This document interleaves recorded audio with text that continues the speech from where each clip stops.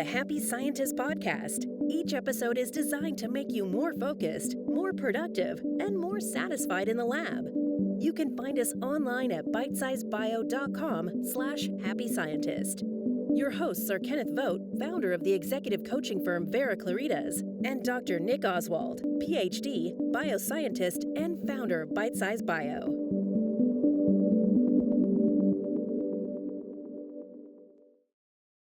Hello, this is Nick Oswald welcoming you to this episode of the Happy Scientist podcast. If you want to become a happier, healthier, and more productive scientist, you are in the right place. With me, as always, is the Bitesize Bio team's Mr. Miyagi, or maybe Dumbledore, Mr. Kenneth Vogt. In these sessions, we'll hear from Ken mostly on the principles that will help shape you for a happier and more successful life and career. And along the way, I'll pitch in with points from my personal experience as a scientist and from working with Ken. If you have any questions along the way, put them into the questions box on the side of your screen and I'll put them to Ken.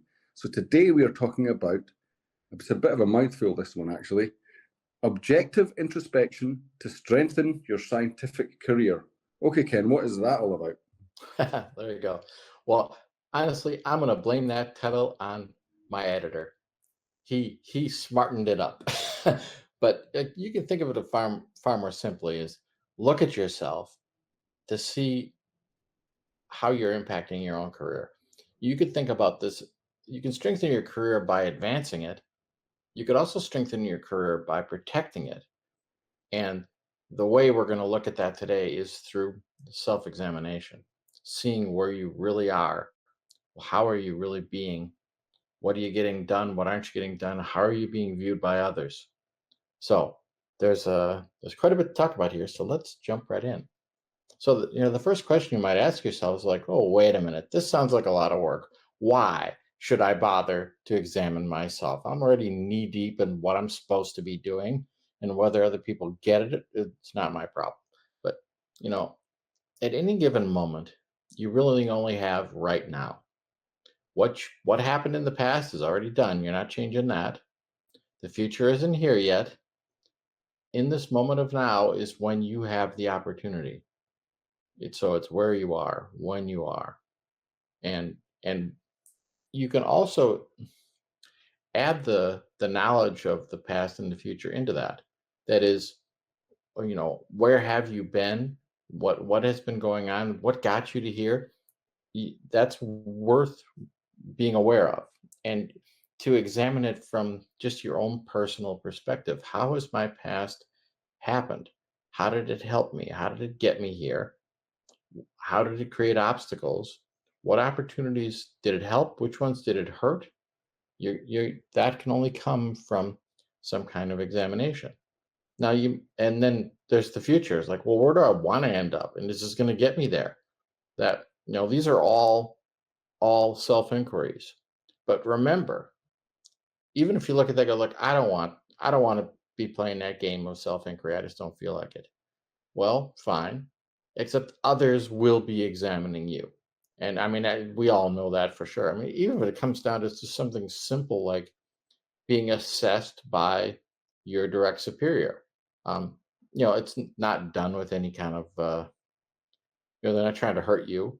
They're not out to get you. They're not trying to compete with you. It's just their job to assess the employees that work for them. You're one of them, and that's how it is. That's going to be happening. And of course, there are people with not so great motives that are competing with you, and they're going to be examining you too, and it's going to happen. So you have to have a plan of what you're going to do. And I'm not saying that it has to be all encompassing, because obviously there's a lot of technical knowledge that is necessary to do your job, and you got to put your focus there. You can't only be focusing on the politics in the lab, right? but you do need to see what's actually there. So I will pause for a second and see if Nick has anything to add here. I used to give a talk about alternative careers for scientists, and it's probably somewhere on Bitesize. If not, I'll do it again. But one of the things is exactly addresses exactly this. One of the points in that talk, and the argument that I made, maybe it's less now because I started making this talk about 10 years ago. It's maybe less now, but there's this particular blueprint in science for how your career will go. There's a classic path. And when you start off on your career, you tend to think you're going to follow that path. And the idea was to stop and do what you're doing, is to re-examine, is this still what you want? Is this still what you want? Is it still working? Do it on a regular basis, so that you don't do what many people do, which is just they kind of at some point realize this is not working and I've gone quite far down here and it's not what I wanted. So from that one standpoint, that's what pops out at me. But so many different reasons different ways to look at it as well. Which I guess you're gonna dive into. Yeah. And I mean, there are several people at Bitesize Bio and some that have worked for Bitesize Bio in the past. This is exactly what happened to them. They're very capable scientists, but they found the classical path wasn't totally ringing their chime. And these are not people that were failures in the lab. It's just they realized this isn't really what I want to be. So you got to be open to that. But if you don't do that self-examination, you will never know. You'll just know that I'm not having a good time here. I don't know why, but I get. You don't have to just suck it up. There are options. Yeah, I mean the one thing about the classical path now, which is why I said maybe it's slightly different, is that people know a lot more now that it's more than likely you will not be able to follow that path in just a pure numbers game. So there are less positions at the top than the number of people entering the system. But it's besides the point. You're the one data point in the whole sphere. So you can do anything you want.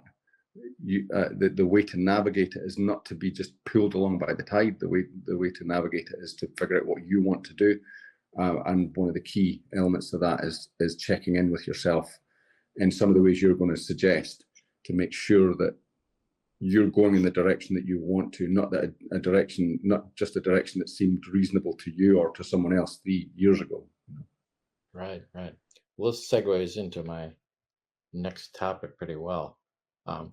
If you're going to do some kind of self-examination, I mean, it's good to know the environment, like what you were talking about here a minute ago, Nick, that, maybe you've played basketball on the school team since you were in middle school,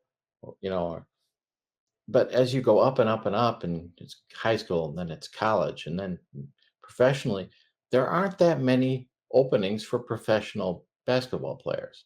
If you want, if you're somebody who's really that good, you can get to that spot. But some of it is more than just skill. It's about opportunity, and it's about luck.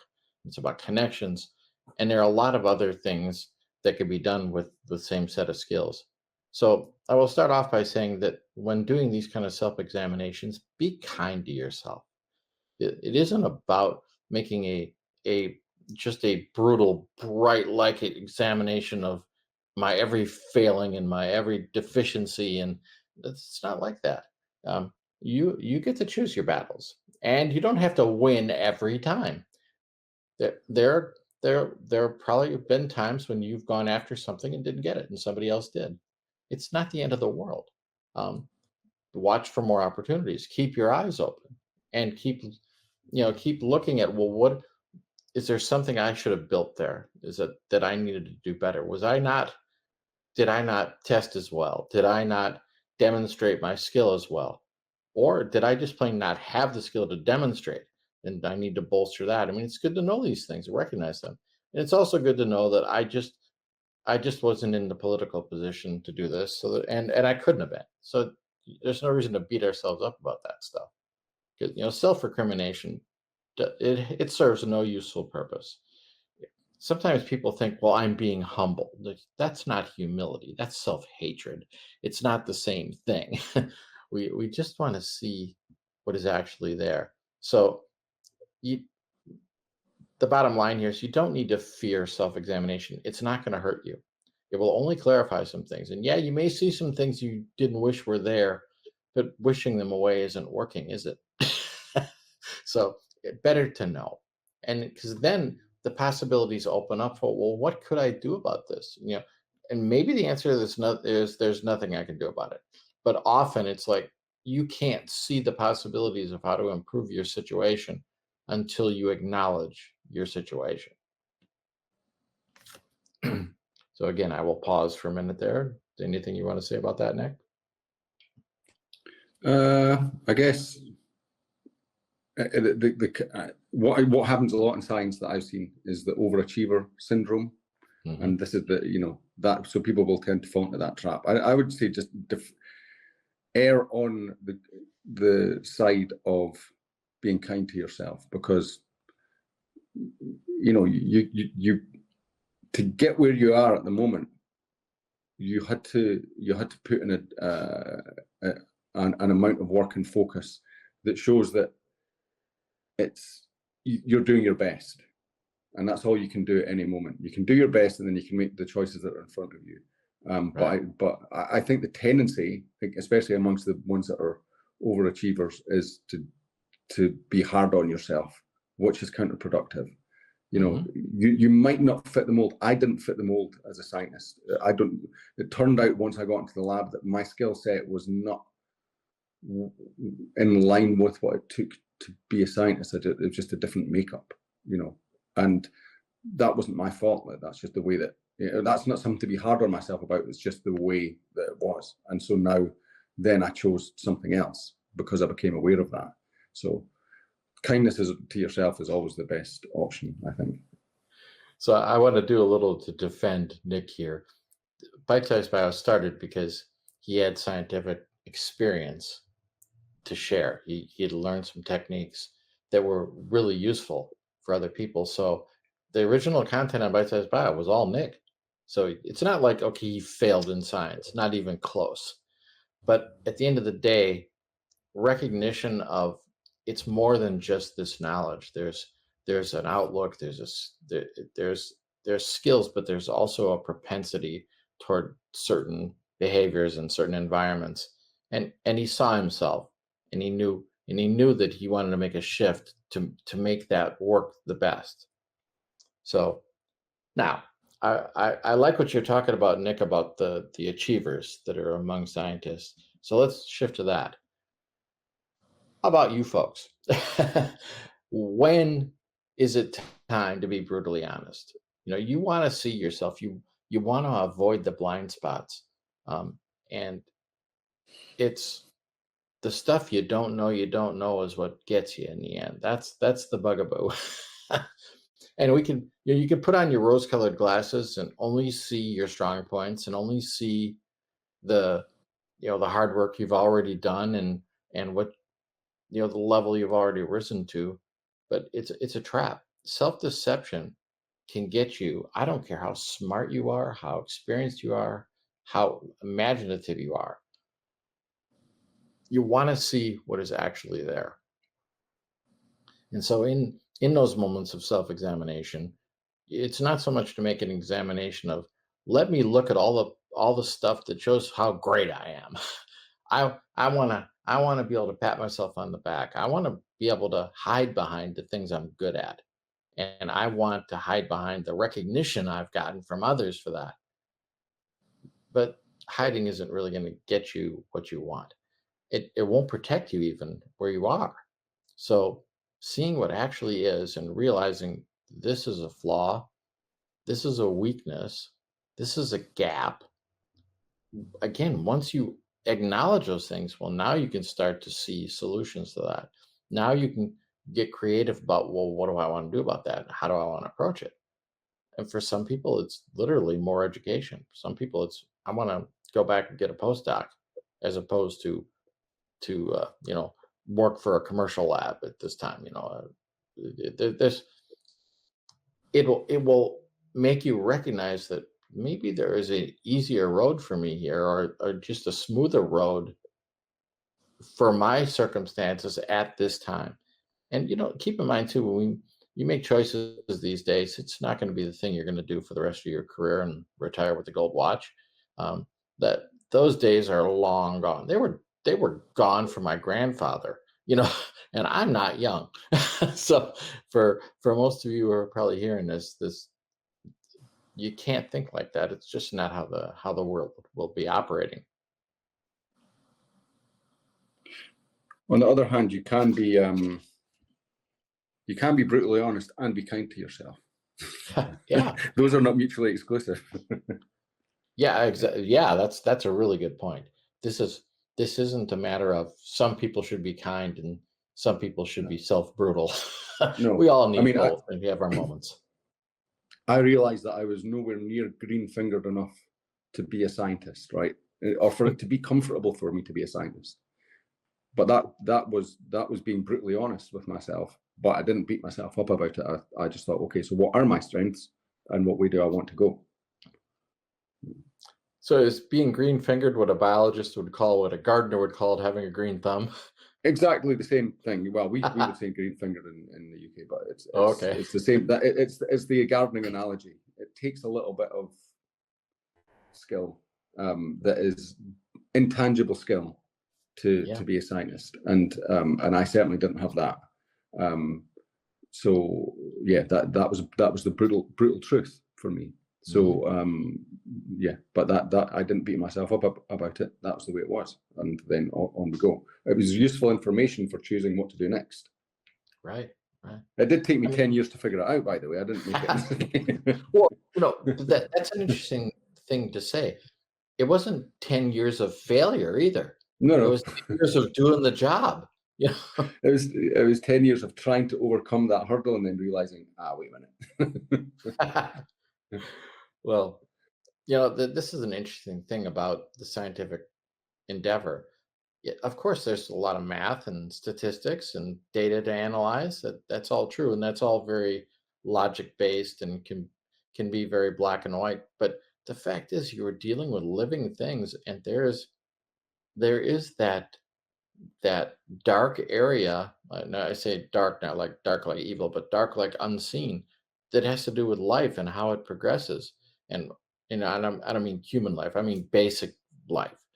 That there's only so much we actually understand about that, and we're seeing a facsimile of reality, and you're operating on that facsimile. And of course, you want to get good at it, or at least as good as one can be, or as good as is typical. But you're still dealing with a lot of mystery. Power to you for that, and it requires a lot of creativity, and power to you for that. You ought to do it, and you have to engage yourself on that to get it done. Yeah. So to move on to the next thought on that, so there's self-examination versus outside observation. There are other people observing you also, and they might be your superiors. They might be people you work with side by side. They might be people that see you as a competitor. They might be people that are looking to recruit you to their lab. um, there's a lot of reasons why there's going to be outside observation. So if you don't do the self-examination, that outside observation, it's almost like you have no there's you have no foil to compare it to. You won't know if that outside observation has any validity or not, because you've got nothing to compare it to. Um, On the other hand, some outside observation could be wrong. Of course, some self-examination could be wrong. So again, we got to take this all in as useful data. Even if it's wrong, it can be useful data. Um, so the more self-aware you are, the self self-awareness will arise out of your ability to know yourself from the inside out, and you will know things about you that no one else knows. Now, in some cases, maybe they could come to know some of it, but you still have, that, you know, the secret heart of who you are, right? And if you know that, you have a great advantage. Now, awareness is a little different than observation. Observation is the skill to gain awareness, right? You can't be aware of something until you've seen it. And some people are very good at at isolating their own self-awareness. Some people are very good at the skill of self-observation. Note what you're good at, note what you could be better at, but use them both sides of that to help you. And at any given moment, it's funny, you can be engaged in an activity and then you feel like something is not quite right. Well, how do you do that? Some people, they have thoughts. It's their thoughts that tell them something is off. You know, it, it might be very logical. Some people have a feeling that something isn't right. It can be very illogical in some cases. Um, some people have a sensation in their body. This is giving me a headache. It's bothering my stomach. That's one of the signals you get that tells you, look at what's going on here. And yeah, you want to examine it for the sake of protecting your literal self, maybe even protecting your body, but you want to see it, you want to see it as in as big a picture as you can, because you never know where it's going to touch. And it may be something that doesn't bother you physically at all, but it doesn't feel right, or it doesn't bother you. It doesn't make you feel one way or another, but you're having, cognitive dissonance because it's not working for you mentally. So, you want to develop your skill there, as far as you possibly can go, but then take into consideration outside observation. What do others see? What are they observing? How do they feel about it? How do they think about it? Do they have experience that could be of benefit to you? That outside observation can really enrich your self-examination, and it will help you see yourself more clearly, more accurately. Um, you can align yourself with all available knowledge, all available perception, and why not? There's nothing to lose there. I guess what I'm saying here is, don't fear outside observers. Anything you want to add? I would say you get a lot of outside observation in science. Mhm. Obviously, because there's peer review, there's Yeah. layers of bosses, there's grant review, the grants, application reviewers, and all sorts of people. Those are all looking at you from their own perspective. They've got a certain criteria and certain biases and certain, maybe agendas, maybe, Mhm. hopefully not, but they do exist. And Oh, of course. and so you're the only one who can steer for yourself and taking into account the feedback you're getting. But it's dangerous there are a lot of characters in science who are great at science but are not great at management, in my experience anyway. It'd be dangerous to literally take on their viewpoint, that subset of people, as an example. It would be dangerous to take on their viewpoint as a literal feedback on how good you are, or what your promise was as a scientist, or what your direction should be. Only that, and they have that bias, or they have a not dysfunction, that's too strong a word. They maybe put it a certain way. Let's put it that way. Take the feedback from those, but then decide for yourself, and take all of that feedback with a bit of a pinch of salt. That's what I'd say. Right. And you can take feedback because you like that feedback, and not take feedback because you don't like it. Maybe you've got undergrads that are working in the lab with you, and they think you're some kind of god. You're amazing. Well, yeah, you like to hear how smart you are and how experienced you are and all that. That's great. The people that that are your peers, you work with side by side, yeah, they think you're pretty good. You think you're competent. You can get the job done. And maybe you work for a jerk and he thinks you're a moron. Well, all of those are data points, and you have to not just take the data point in, but you have to assess its relative value. Some people's opinions on certain things are highly valuable and others aren't. you know you might want to get good investment advice, but your uncle Larry may not be the guy to get it from. you know On the other hand, somebody else that just wants to sell you something, they might not be a good guy to get it from.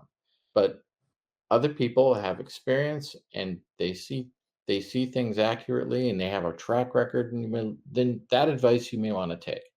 But, it applies just as well to anything going on in your lab. It goes back to the be brutally honest and be kind thing, though, as well. Yes. It's be brutally open to, to take the stuff on, even if you don't like it. Take criticism if you don't like it, but then evaluate it brutally, honestly. Honestly, does this chime with my experience of myself, or is this person off? Got a different agenda or a different viewpoint? And then, regardless of what what you come up with, be kind to yourself, because again, you're doing your best, and that's all you can do. All you can do is do your best and steer. So. Right. Yeah, and it's like sometimes we get input and we don't like it. Well, maybe just we didn't like how it was delivered. But if it's accurate, we want to receive that. We want to get the benefit from it, and vice versa. Just because something was presented sweetly doesn't mean it's true. So, we want to see as clearly as we possibly can. So, if we think about progress, it's about self-expansion, right? You want to have more going for you at any given moment. I think sometimes we see life as a series of expansions and contractions, and we get focused on the contraction. Sometimes the contraction is just solidification. It's actually still expansive. And sometimes it stops us from expanding into something that isn't useful for us. So you have to decide, how do you want to approach this? Now, in your particular scientific job, you may look at it. I think what I want to do is I want to go deep on something specific. I want to really be an expert here. In fact, I want to break new ground here. And that can put you on the map. And if that suits your personality and suits your opportunities and gives you the right possibilities, why not? Now, other people are more comfortable going broad. That is, they want to be a polymath. They want to know about a lot of stuff, versus just being a jack of all trades where they're, well, like, I can comfortably do this stuff. But a polymath is somebody who wants to be really good at everything they do. Now, that is not the path for everybody, but it is the path for some of you. And it's not about your ambition so much as your ability, your capability. Some people can do this. And I'm sure you know people like that. You maybe work with people like that or work for people like that. And it's fabulous to watch. And if you can move beyond just it being an aspiration for you and like, no, I think I can be that. I can do that. Well, do that if you choose that. People that have that kind of skill are also capable of going deep. So it's not like you have to give up on that. But it's a good way to look at things. Look at it vertically, look at it horizontally, figure out what happens. A third approach you can take is just go random. And for people that are highly creative, this may really speak to you. And you can see new things that you've never seen before by doing that. Look for connections, look for new possibilities, and have that be your guiding light. And again, there are some of you that will really speak to you, and other people will hear that and go, that sounds like chaos. I hate chaos. I hate all this unknown stuff all the time. I have to have some solid footing under me. Well, if that doesn't work for you, then don't do that. But whatever path you choose, whatever ones you've tried out, don't give in to disappointment. If you decided to go broad and then you realize that I'm biting off more than I can chew here, don't beat yourself up about it. You can still approach things in another way and still safeguard your future, still make yourself a valuable team member that folks want to have around. Disappointment has to be viewed rationally. I mean, if something doesn't go the way you wish, it's appropriate to be disappointed. but are you going to consume yourself with that? And people, I mean, frankly, they can send themselves into a downward spiral of mental illness. And I'm not in any way saying that isn't a harsh thing and isn't hard to overcome. But for some folks, they could have stopped it sooner, or at any given moment they could say, I still have the power to stop giving into this. I'm not going to do this anymore. So assess yourself properly that way. It's not to say you can't seek help if you need it, but in some cases we realize I don't need a drug. What I need is to stop being an idiot. And again, this is self-assessment. I'm not talking about judging other people, and frankly, I don't even want you to judge yourself. But you do know in any moment, like, this is something I'm indulging in, and I have the power to not indulge in it. So cut yourself a little slack, and be okay with it. That the path I've chosen up till now isn't perfect. I'm going to need to make some adjustmts, even major adjustments. Then go ahead. You still can. Yeah, you still have that possibility. Again, I will take a breath.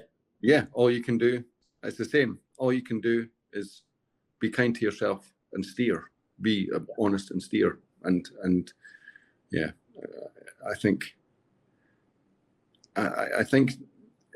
in any profession, actually, it's really easy to kind of pigeonhole yourself and think that my peers are all heading in this direction, and so I am as well. And it's much more granular than that. There are so many different things you can do, different directions you can go in from where you are now. That again, if you can be honest with yourself about what you want and where you are, then it allows you to make the right choices. But this is one lens to look at it through that you've just given me, obviously. Right. And you don't want to be in a position where you're looking back, holy cow, it's been 10 years, it's been 20 years, it's been 30 years. Why did I stay on this path? Whatever it is. I mean, it's been 3 months. Why am I still on this path? You don't want to be suffering regret that you had a choice to avoid. Regret is going to happen in life. Don't try to avoid regret. But when you notice it, because you will have the opportunity to pivot. So let me give you a framework within which pivot happens. Sometimes you can plan your growth, but other times it's an opportunity that you didn't plan on, didn't even expect, but there it is. So you may have to exploit the chances that come to you when they come to you. They're not always perfectly timed. Maybe you wish you had more time to prepare. Maybe you wish they'd come sooner. But it's we want to have our eyes open for that thing. It doesn't mean that you should jettison your plan just because a new opportunity shows up, because new opportunities often show up. But we don't want to have the grass is greener on the other side kind of outlook about things. Yeah, of course, there are some known problems with the path you're currently on, and maybe a new thing wouldn't have that. But then again, everything has its downside, and sometimes you won't know until you're in it. So it's you don't want to turn away opportunity. But on the other hand, having a defined plan and you're working the plan, you've been succeeding at it, is very valuable. Don't discount that. Don't beat yourself up about the fact that, well, I haven't been a hyper risk taker, and maybe I haven't been as imaginative as some other people. Well, yeah, there's downsides to that though too. So you have to assess the risk versus reward. Yeah, that can go either way. I mean, for my career, my path has been quite risky, and sometimes I go to maybe I should have just taken it more simply and given myself less stress. Mm-hmm. But the grass is always greener on the other side. Right. Well, and our motivation for sticking with a plan could come from a really good place.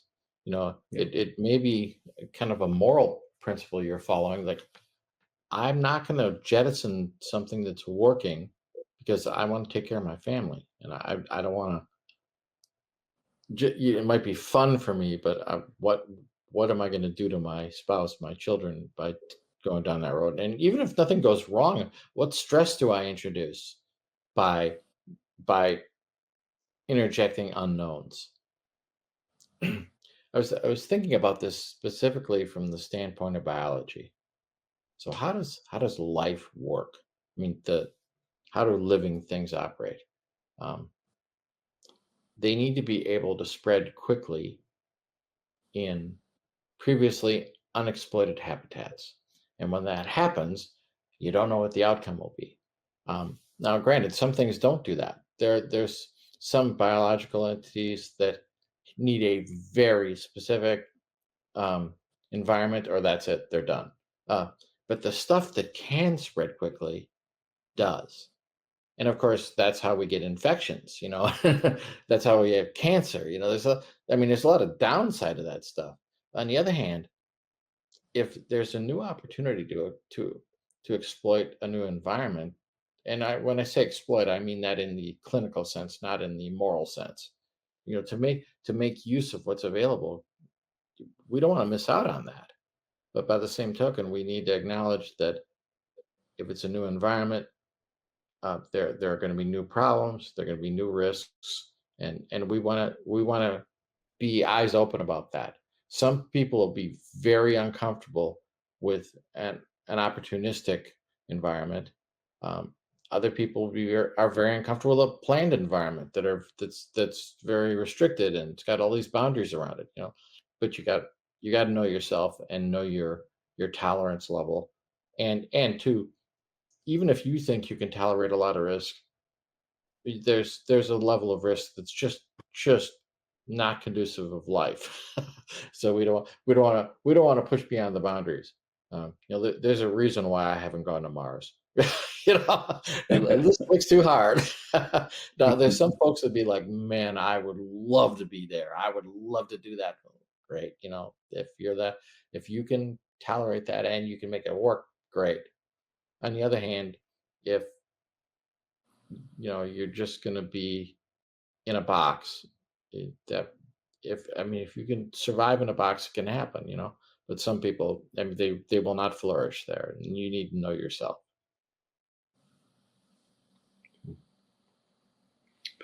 Yeah, I don't have anything to add to that. That was well put. Apart from I would like to go to Mars. Well, no, I don't know. I like the idea of it, but it's quite a commitment. Yeah, for sure. Well, I don't have anything to add to it either. That was the end of my presentation. So thank you everybody for listening.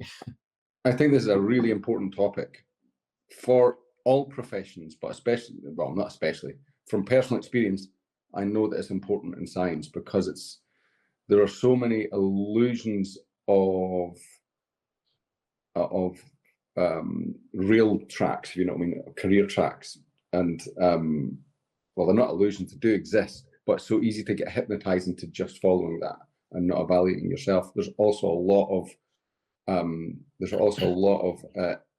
inputs in terms of feedback and criticism and review and strange management setups and all sorts of stuff that can demoralize you if you are, and I think that the demoralization compounds if you are not being introspective, because you get pulled along by those tracks and you get pulled along by the criticism. Yep. And so this is a real core skill for scientists, is keep evaluating yourself. What are you good at? How's it going? What are you bad at? Is it a fit? If it isn't a fit, what's a better direction? But I mean, I'm sure we've done episodes on perseverance as well. That's also a thing. And it's not about just going, oh, this is getting difficult, let's stop. But it's honestly steering your way in the direction that fits for you. So I think this is a great topic, Ken. Thanks for that. Yeah. All right. Great. Thank you. Okay, and thanks everyone for joining us. We will be back in a month for another episode, and you can look on look on bitesizebio.com in the podcast section to find the Happy Scientist on whatever podcast platform you use, and there you can access all of the I don't know how many episodes we have now. It's a lot of episodes on all sorts of really great and deep topics that can help you. And if you find this useful, today, please share it with a colleague and let them get the benefit as well. Share the webinar or share the link to the podcast page on Bitesize Bio. That would be greatly appreciated. So thanks to all of you for joining us, and good luck in your research. We'll see you next time. All right. Thank you all.